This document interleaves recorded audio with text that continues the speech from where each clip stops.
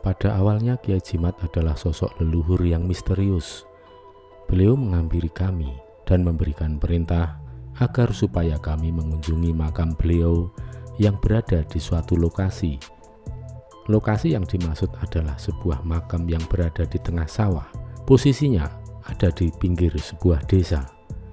Beliau memberikan keterangan yang lebih rinci bahwa makam beliau tidak jauh dari garis pantai selatan di wilayah selatan Yogyakarta. Setelah kami berusaha mencarinya, akhirnya kami berhasil menemukan makam Kiai Jimat. Keberadaan makam persis sesuai dengan informasi yang beliau gambarkan sebelumnya. Dan di makam yang kami temukan itu pula, kami dapat memastikan bahwa makam yang kami cari tidaklah keliru, karena memang di makam itu kami kembali berjumpa dengan beliau Kiai Jimat. Sejak saat itu, kami kadang menyempatkan diri untuk mengunjungi makam Kiai Jimat. Seperti yang kami lakukan pada saat ini, merupakan kunjungan yang kesekian kalinya. Setiap kami mengunjungi makam Kiai Jimat, kami mendapatkan informasi dari beliau secara langsung siapa sesungguhnya Kiai Jimat. Pasarian Kiai Jimat berjarak sekitar 25 km dari kota Yogyakarta, berada di Dusun Depok, wilayah Pantai Depok di Bantul, Yogyakarta.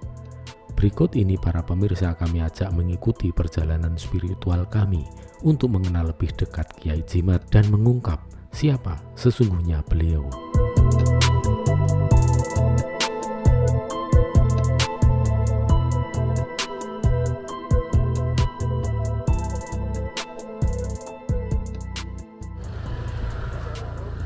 Nuwun Jo, kula marak suwan mriki.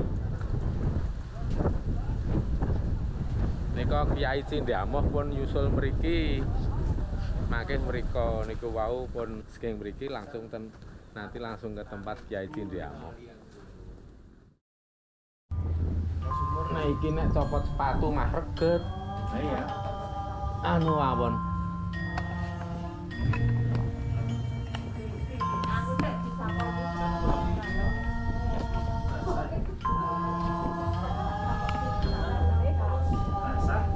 Apa-apa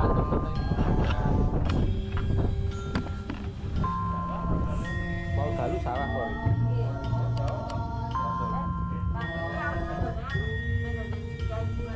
Kiai Cindiamoh kok hari iki langsungan wae ngundane.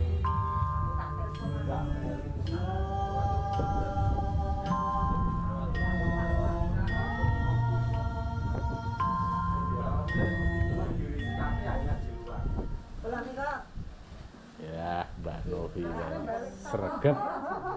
Akhirnya yang dibar nika badhe yang menapa badhe wonten Kiai Cindiamoh. Saged buka anu portal mboten nggih. Namung perlune buka portal mawon. Nggih, tulung nggih. Iki sakniki sak mriku berarti di sak Kiai Cindiamoh. Langsung yo.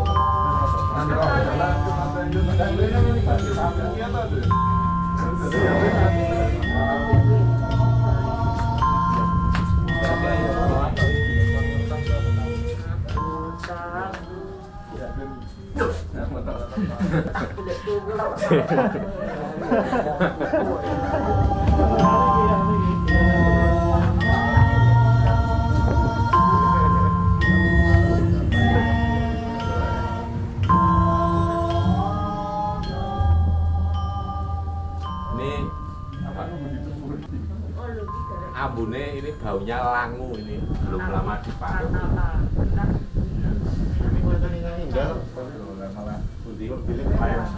Oh, isih langu lambune.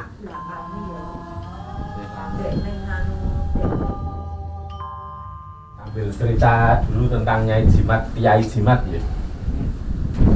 Jadi ini pasarean atau makam Kiai Jimat. Kiai Jimat itu abdi kinasih, abdi dalem kinasih Kanjeng Sultan Agung Prabu Hanyokrokusumo yang sumare di Pasarean Agung atau Pajimatan Agung Imogiri. Nah ini ceritanya begini, Kiai Jimat ini dulu abdi kinasih yang selalu mengantarkan atau menemani Kanjeng Sultan Agung setiap kali akan berkunjung ke Kanjeng Ratu Kidul. Nah, beliau Kiai Jimat ini menderek Kanjeng Sultan Agung sampai sepuh sekali, sampai usianya sangat lanjut, tapi beliau tetap setia untuk mengantarkan atau menemani Kanjeng Sultan Agung setiap kali Kanjeng Sultan Agung berkunjung ke Keraton Kidul untuk bertemu dengan Kanjeng Ratu Kidul.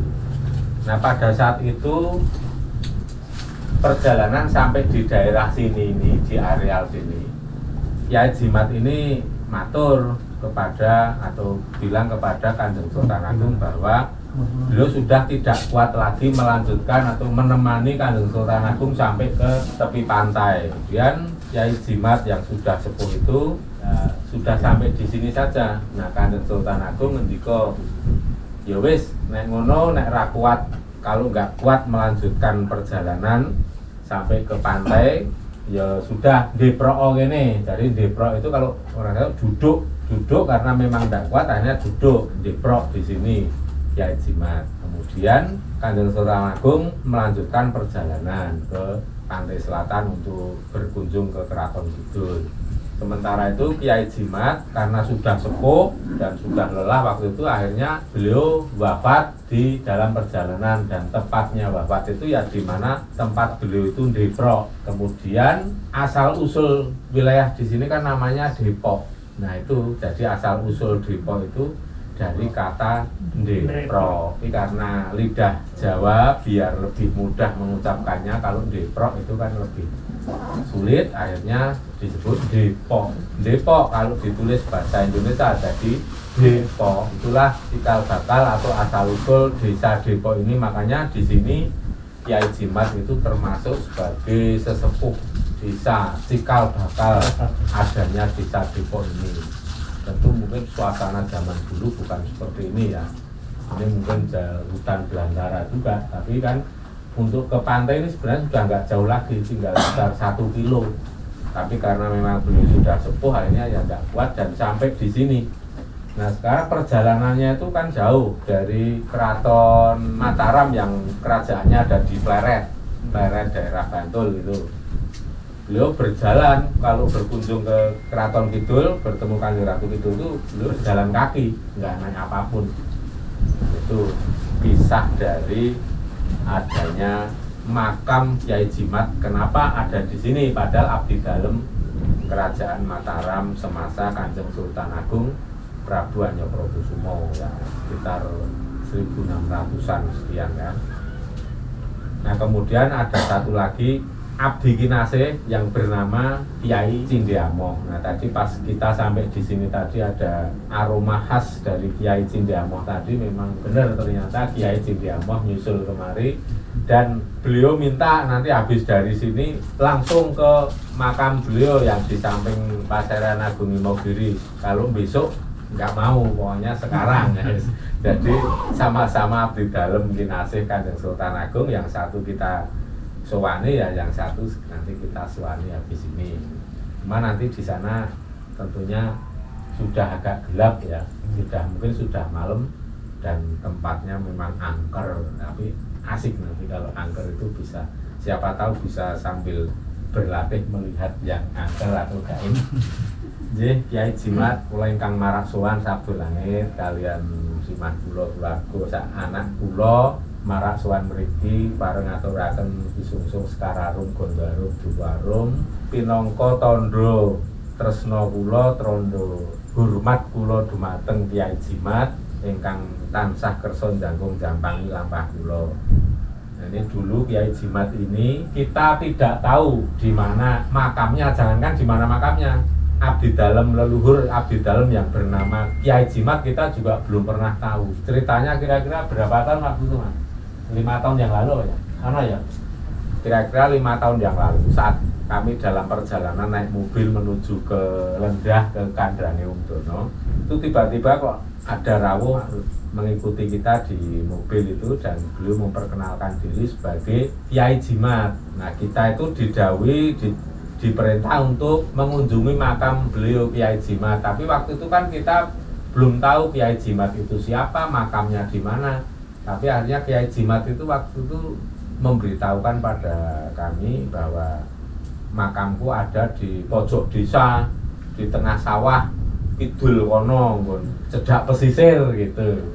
Nah, akhirnya kita coba nyari-nyari makam yang ada di tengah sawah, yang ada di pojok desa itu mana.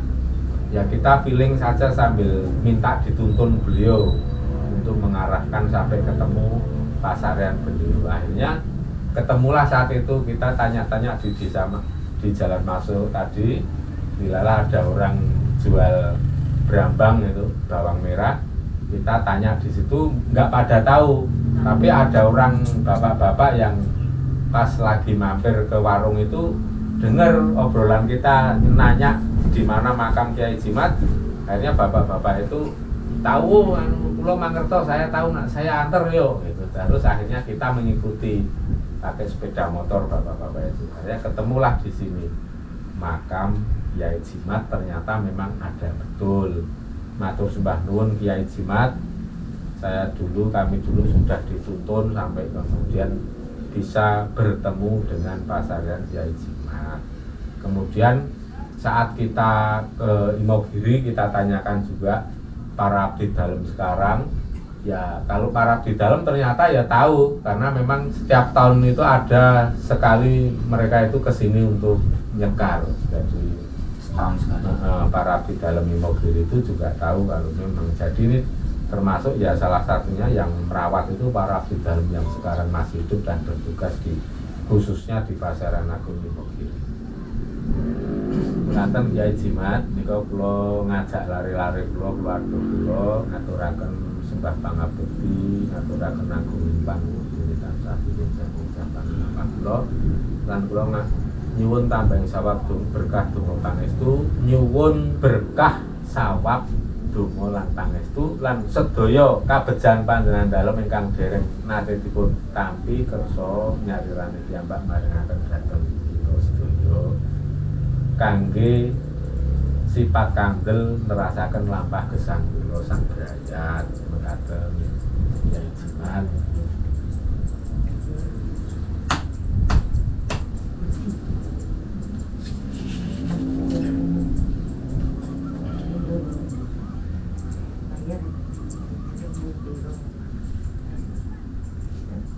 Yang sebelah belum tahu. Di Pak Cao Sisisan. Dereng Pak pinten Mas? Dereng. Pun monggo Mas, dilajeng. Monggo dilajeng. Susah.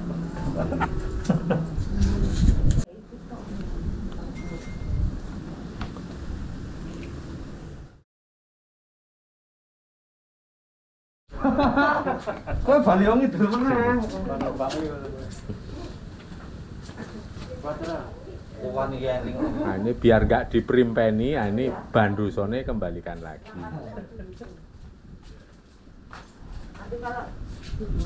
Wah, menakutkan.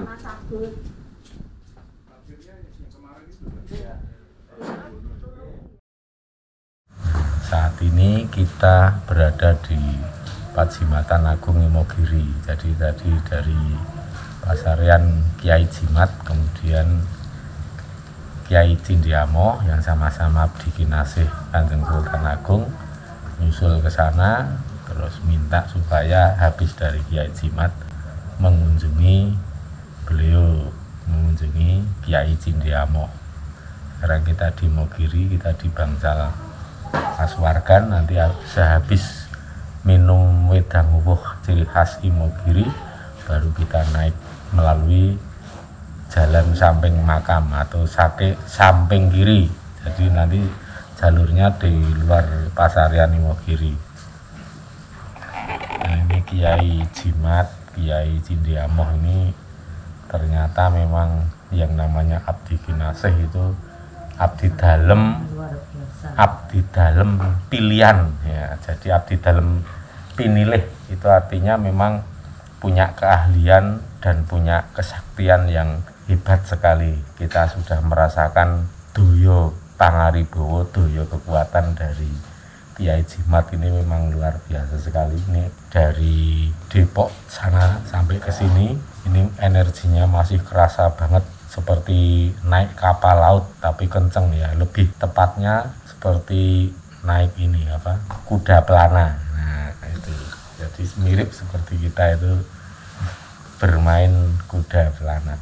Jadi luar biasa, ini goncangannya kuat banget. Nah, ini malam jam berapa ini? Jam 7.10 kita mau naik ke sana, Pasarian dari Kiai Cindiamoh. Ini beberapa yang ikut, 1, 2, 3, 4, 5, 6, 7, 8, 9, 10 ya? 10, yang tinggal ini 2. Ini sama misalkan kita uang 10 yuk. Sampun monggo.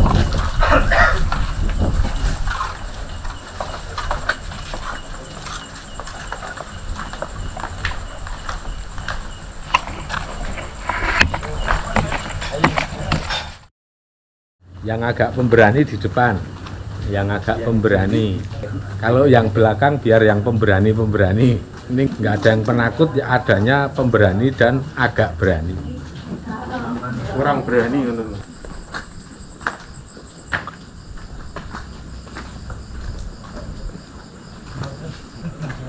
Ini sambil cerita.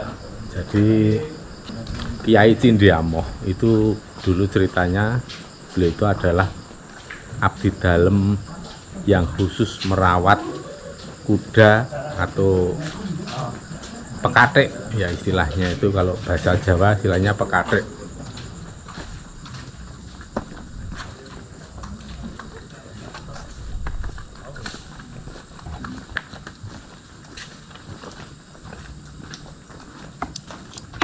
Kalau tampak depan seperti itu.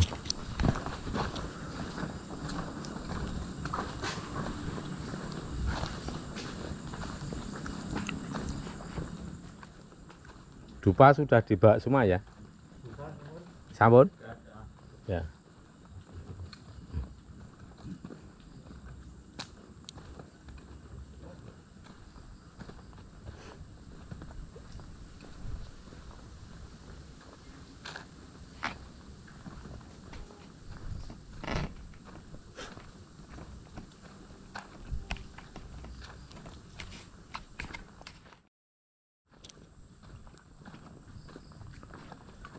Jadi ini mengelilingi Pajimatan Agung ini Mas ya. Ini kan yang sisi barat seperti ini.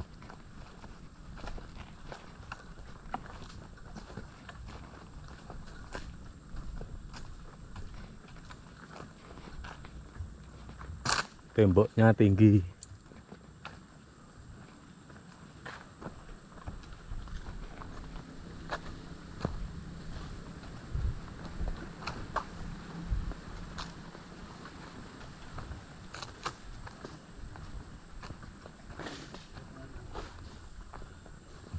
Ini pohon jatinya besar-besar di sini.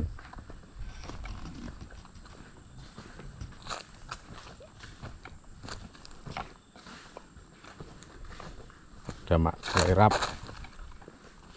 Tak kira nek ular.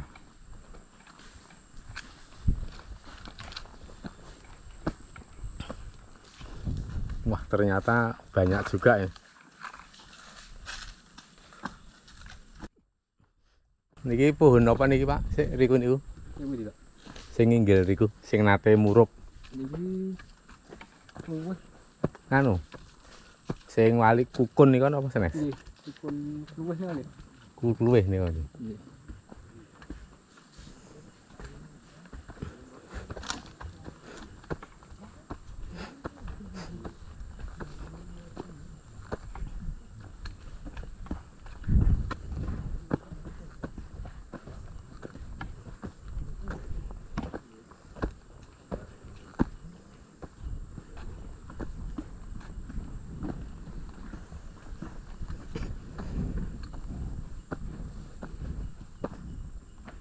rusak ono wae. Kucing biasanya Pak. Kucing. Nggih.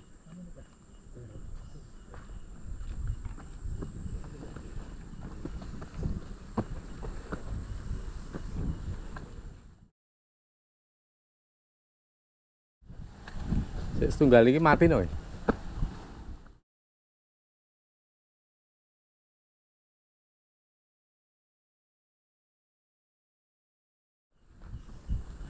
Nah niki riyen ceritane nate wonten sik ngresik-resik no bakar wuh niku.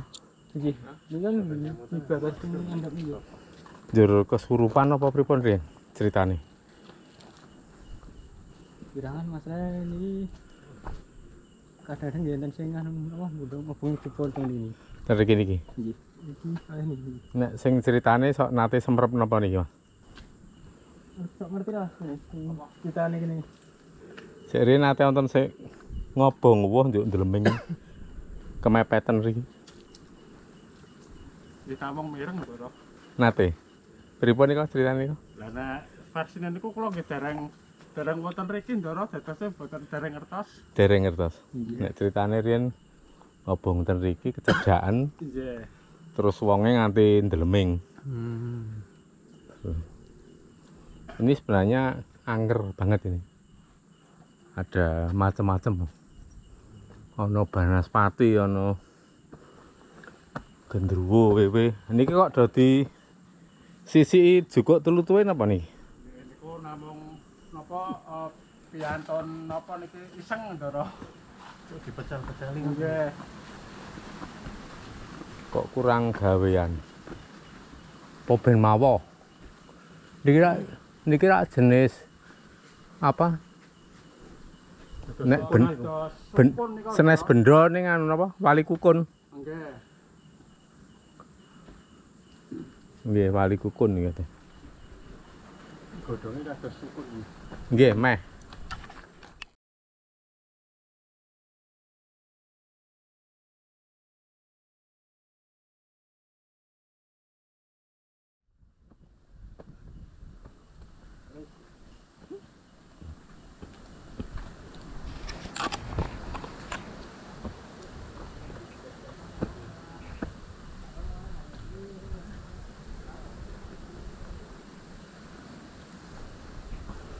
Dalam sewu.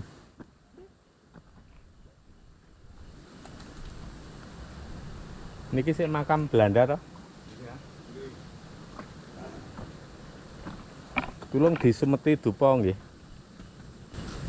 Berhenti dulu sambil istirahat. Baron Skeper. Namanya siapa Om? Baron. Om Dono ngerti ceritanya Om? Baron Skeber. Apal lho. Ini makam Baron Skeber dan yang satu ini.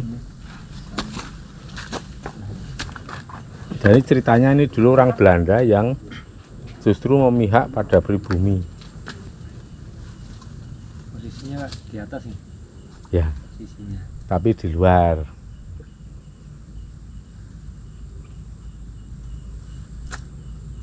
Ini Belanda semua ya kayaknya dua ini. Belanda sini. Ora muncul ya wonge. Burkelit buat book Algemein van Wetgeving. Oh.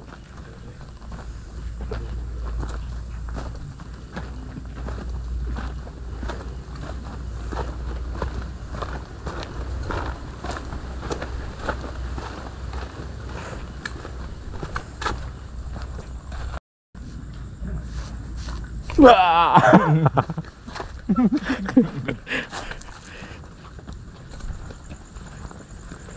Nah ini bagian belakang dari Pajimatan Agung Imogiri. Bagian belakangnya ini yang paling tinggi. Di dalamnya sini Kanjeng Sultan Agung. Nggih Sultan Agung. Ini ada batu-batu. Jadi menawi Kiai Sindiamoh menika nek critanipun menapa abdi dalam kinasihipun Sultan Agung. Kemudian rikala Sultan Agung salat Jumat wonten Mekah kepanggih Kiai Sindiamoh menika.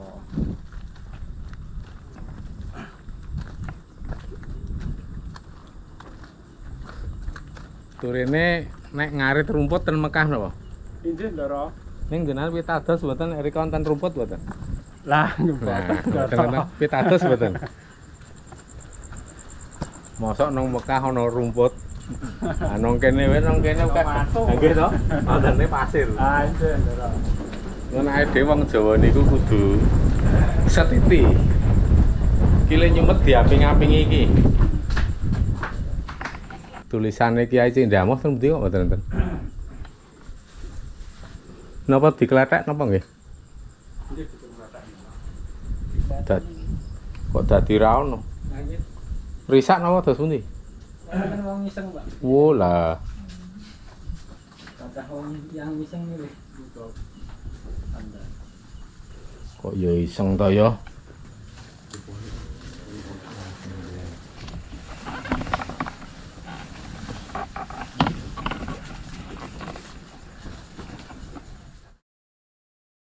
Ini sedulur-sedulur nih yang dinamakan beliau Kiai Cindiamoh. Ini kalau mumpung kita di sini, sebelum kita mengaturkan sembah bakti kita, supaya kita juga lebih mantap nanti, sebaiknya kita ceritakan dulu sekilas tentang sejarah Kiai Cindiamoh. Jadi Kiai Cindiamoh ini kan posisinya hampir sejajar dengan Pasarian Kanjeng Sultan Agung Prabu Hanyokrokusumo. Bedanya Kanjeng Sultan Agung ada di dalam Pasarian, ada di dalam benteng, sedangkan Kiai Cindiamoh di luar. Tapi posisinya ini sudah menunjukkan seberapa kedekatan Kiai Cindiamoh ini dengan Kanjeng Sultan Agung Prabu Hanyokrokusumo. Nah, dari sini kita sudah tahu, paling tidak kita sudah mengenal dua orang abdi kinasih dari Kanjeng Sultan Agung Prabu Hanyokrokusumo. Yang tadi kita marak sowan ke Kiai Jimat, kemudian pada saat kita sampai ke Kiai Jimat, tiba-tiba Kiai Cindiamoh nyusul ya. Terus minta nanti habis ini juga engko ya engko nonggonku barang, engko nonggonku ya nek yen ngenjing dos endi? Ah ora saiki wae engko iki. Baris kok kene ya. Jadi karena sama-sama beliau berdua ini abdi kinasih Kanjeng Sultan Agung, makanya kalau Kiai Jimat itu kita sewani, kita sekar di sana ya, alhamdulillah kebetulan juga Kiai Cindiamoh juga udah lama kita nggak nyekar ke sini, maka ini sekaligus kita nyekar. Nah ini ceritanya, kalau Kiai Cindiamoh ini berbeda dengan Kiai Jimat. Kalau Kiai Jimat itu yang suka mengantar, menemani Kanjeng Sultan Agung manakala beliau akan berkunjung ke Keraton Kidul, Kanjeng Ratu Kidul. Sedangkan kalau Kiai Cindiamoh ini dikenal sebagai pekatik. Pekatik itu juru pelihara kuda atau mengurusi bagian peternakan kuda. Di situ termasuk memandikan kuda, kemudian mengobati kuda kepada saat sakit, dan termasuk setiap hari rutin menyediakan pakan kuda. Jadi Kiai Cindiamoh ini yang mencarikan rumput setiap harinya untuk kuda-kuda kerajaan, khususnya kuda milik Kanjeng Sultan Agung atau Turangga Titian Raja. Jadi khusus. Nah ini kalau konon ada sejarah yang sebenarnya bukan sejarah tapi lebih ke arah dongeng ya. Ini diceritakan bahwa Kiai Cindiamoh ini kalau ngarit atau kalau mencari rumput itu di Mekah itu katanya. Nah, sekarang kalau kita ya sebagai orang yang generasi sekarang dengan latar pendidikan yang berbeda, ya hendaknya kita harus lebih bijaksana dan kritis untuk menyikapi dongeng-dongeng seperti itu ya kan. Ya kita bayangkan saja apakah di Mekah itu ada rumput itu kan. Coba itu nyari sekeranjang kecil aja kalau seharian dapat, nggak akan dapat. Apalagi rumput untuk kuda itu kan udah satu ekor kuda aja rumput bisa habis 50 kilo sampai 1 kuintal itu kan per hari, bisa kebayang itu. Nah makanya yang cerita-cerita yang tidak masuk akal seperti itu kita harus sikapi dengan lebih bijaksana. Karena apa? Ya memang sudah agak lama ini, sudah beberapa ratus tahun yang lalu itu wong Jawa iki adanya itu selalu ditaruh di bawah. Jadi kehormatan, kemuliaan, kesaktian orang Jawa itu selalu dikalahke dengan orang-orang Arab terutama. Padahal faktanya tidak seperti itu, yaitu sebenarnya itu termasuk salah satu cara penjajahan terhadap bangsa Indonesia, terhadap Nusantara, khususnya terhadap orang Jawa ya. Ya misalnya ada Ki Ageng Tarub, di atasnya leluhurnya itu dikatakan Syekh Maulana Maghribi ya. Terus kemudian Ki Ageng Selo, di atasnya itu dicentelin leluhur para wali. Itu sebenarnya kalau dilacak bener ndak ada. Wong Jawa ya wong Jawa. Jadi kesannya itu wong Jawa itu nggak ada yang berkualitas baik, nggak ada yang sakti, nggak ada yang pinter cerdas, karena orang Jawa yang hebat pun itu ternyata keturunan Arab. Nah itu yang sebenarnya bentuk penjajahan untuk terhadap orang Jawa sendiri. Makanya kita jangan mudah percaya. Termasuk misalnya Sitiwangi yang ada di dalam pasaran Kanjeng Sultan Agung, itu dikatakan itu dulu tanah yang diambil dari Arab, dari Mekah. Lagi-lagi itu ya, bahkan kalau zaman sekarang itu sampai yang cerita begitu wong Jawa sendiri bahkan menceritakan dengan bangga. Padahal cerita yang sesungguhnya Sitiwangi itu ya bekas panah pusaka milik Kanjeng Sultan Agung yang bernama Kiai Bramastya Lungit. Ketika panah pusaka itu dilepaskan, anak panah jatuhnya di situ dan itu menjadi tetenger di mana nanti beliau akan dikebumikan. Jadi begitu ceritanya.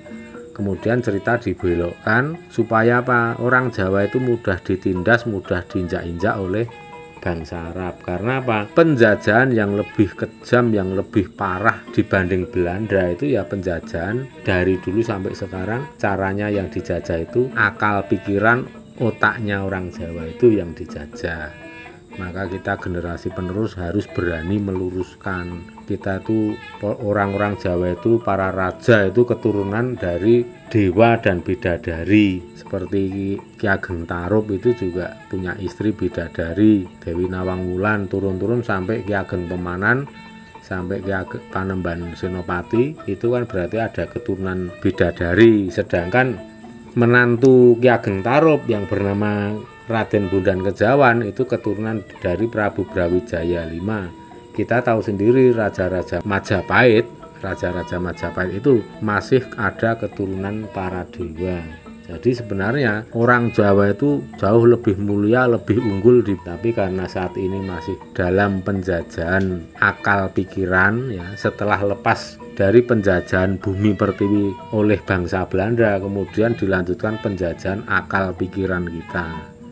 Bahkan wong Jawa pun ya, ini sebenarnya kalau kita marak suwan ya, ini ke Kiai Cindiamoh ini ya, kita misalnya mau berdoa, itu kan ada juga kan orang zaman sekarang ini yang berdoa itu jelas kita di depan makam misalnya Kanjeng Sultan Agung atau kita di depan makam Kanjeng Panembahan Senopati, tetapi doa yang dikirim pertama itu buat siapa? Buat orang Arab ya kan, orang Arab, sahabatnya, keluarganya, kemudian Syekh Abdul Qadir Jailani, baru kemudian dijatuhkan ke leluhur agung tanah Jawa. Itu kan sebenarnya suatu bentuk penghinaan yang luar biasa. Tapi kita sendiri orang Jawa itu masih banyak yang nggak sadar seperti itu. Ya kalau misalnya mau ngirim Al-Fatihah ya konjuk atur pertama dumateng yang kita suwani siapa? Yang kita suwani Kiai Cindiamoh ya, untuk Kiai Cindiamoh jangan ditibake wong Arab kono, keluargane, koncone lagi. Itu kan sama aja cuman meletakkan di bawah mengenai turahan kan gitu ya. Sekarang kalau dalam kehidupan nyata coba kita lihat, kita umpamakan ya, Mas Hendra misalnya, anak Mas Hendra pulang ke rumah, Pak saya ini mau pulang ke rumah ya. Begitu sampai di rumah, di depannya Mas Hendra, anak Mas Hendra bilang semoga si itu yang rumahnya di sana berikan kesehatan. Saya doakan pahalanya ini buat Pak itu yang di tetangga. Coba perasaannya Mas Hendra gimana? Itu yang terjadi dengan leluhur kita saat ini. Kita marak sowan jelas di sini di depan makam, di depan pusara, tapi dungane sing nomor siji tibake nggo wong Arab. Nah itu mulai dari situlah nanti kalau itu semua orang Jawa sudah sadar akan dan wong Jawa bali menyang Jawane, kebo mulih menyang kandange, wong Jawa wis ora ilang Jawane, gitu. Itu nanti baru yang namanya Nusantara itu akan mencapai kejayaannya. Nek saiki arep mencapai kejayaan piye wong saiki dijajah londo iket-iketan, gitu. Wong Jawa kari separo, sing separuh wae jajah wong Jawa dhewe. Nah itu kan parah sekali. Makanya ini kita mulai dari diri kita masing-masing, mari kita junjung leluhur kita wong Jawa yang setinggi-tingginya. Kalau mau doakan orang yang lain-lain ya itu taruh di paling belakang, wong bukan leluhur kita juga toh. Nah, jadi seperti ini ya sedulur-sedulur. Dengan demikian, kalau kita bekteni leluhur setinggi-tingginya, kita akan menjadi orang atau anak atau generasi bangsa yang berbakti kepada orang tua, kepada para leluhurnya. Nah, dari bakti itu yang nyata, yang benar, yang pas, benar, itulah yang akan membuka pintu gerbang anugerah, pintu gerbang berkah untuk kemuliaan hidup kita. Itu wis iso dititeni. Yaitu tadi dimulai dari hal yang sepele ning dadi gawe. Ketika kita di depan makam ini mau terserah monggo mau doa cara Jawa kena, cara Arab kena, tetapi kita tujukan pertama ya kepada yang kita suwani, bukan jangan ditibake wong kono ya kan gitu. Nggih. Mari kita nembang pangkur 12-13. Kyai Cindamo kula ngaturaken sekar pangkur padha 12-13 Serat Werdotama anggitanipun yang Gusti Mangkunegara ingkang jumeneng kaping sekawan mugi dados ana ing manah ing penggalih sedaya ngamal kesaenan Kyai Cindamo mapakaken panjenengan dalem wonten ing papan kamulyan sejati lan kabejan-kebejanan dalem ingkang dereng nate dipun tampi dipun lunturaken dhateng kula sakeluarga dumawah anak-anak kula sedaya lan para abdi dalem wonten ing pasaran mriki ingkang tansah rina kelawan wengi ngruwat paserean para leluhur agung tanah Jawi menika. Kyai Cindamo menawi kepareng sumangga dipun lunturaken ngelmu-ngelmunipun jaya kawijayan sifat kandel ndadosaken jimat paripe nerasaken lampah gesang kula sakeluarga sak anak-anak kula sedaya ingkang dalu menika saged marak sowan menapa dene ingkang boten saged marak sowan. Sapanto wayune ngalah kya tumilah mangulah ngelmu bangkit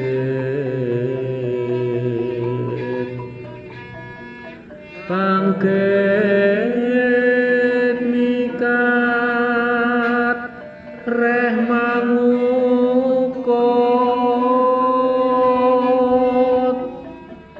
kukutaning jiwangga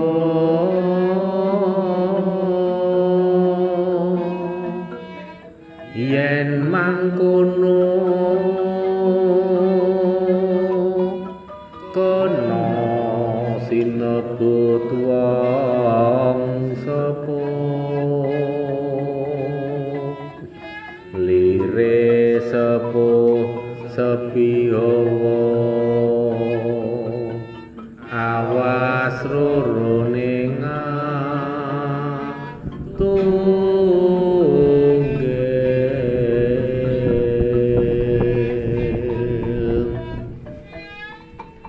tan samarpa moring sukma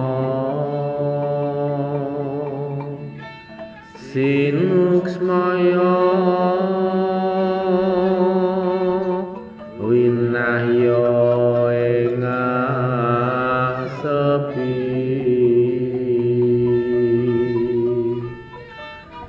sinimpen telemeng kalbu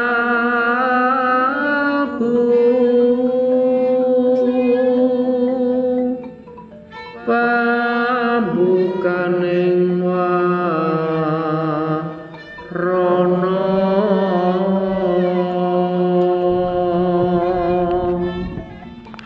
kalen saking liya layak pengalu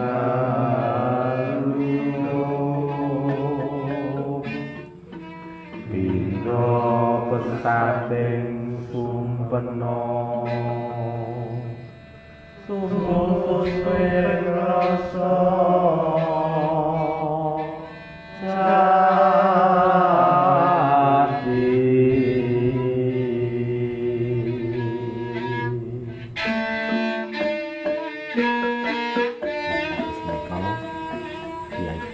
Amoh ingkang saged kula aturaken. Ugi kula ngaturaken sekararung gondarum kinantenan dupa arum pinantar raos tresna asih kula dhumateng Kyai Cindhe Amoh.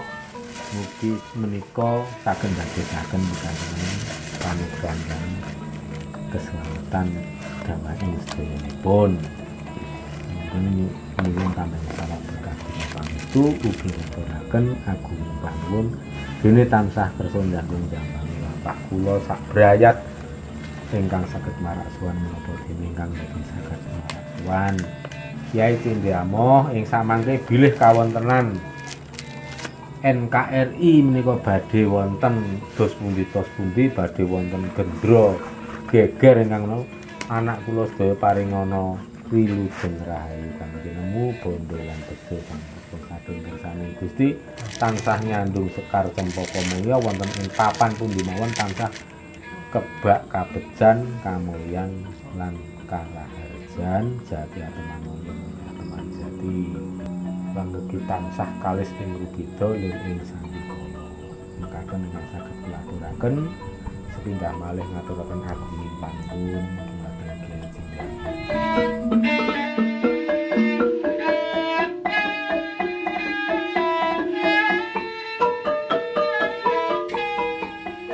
Monggo dilajengken.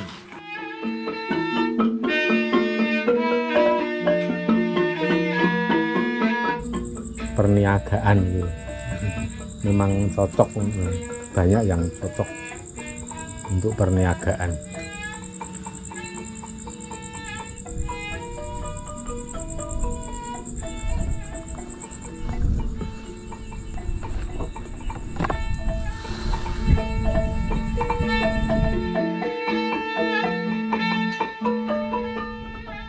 Sultan nggih, mungkin nggih unda-undi nggih. Bila hari ini bukan yang temboknya nggih. Ha nggih. Derengan temboknya berani nggih. Dereng mbok pilih ini zaman riyin dereng.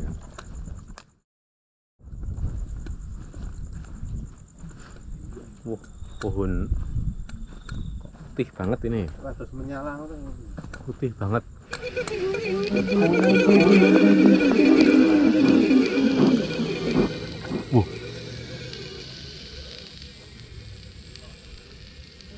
Ini ada pohon yang putih memplak. Nyala ngoten lho. Ini Pak. Niki pecah napa nggih? Pecah. Mboten kok nggih.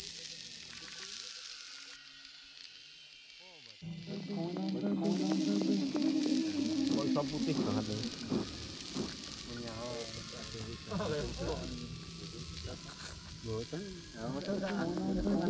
Ini namanya pohon jati bule ini.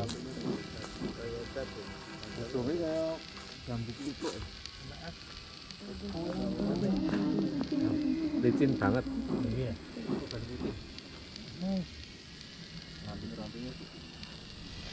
Pohon jati bule.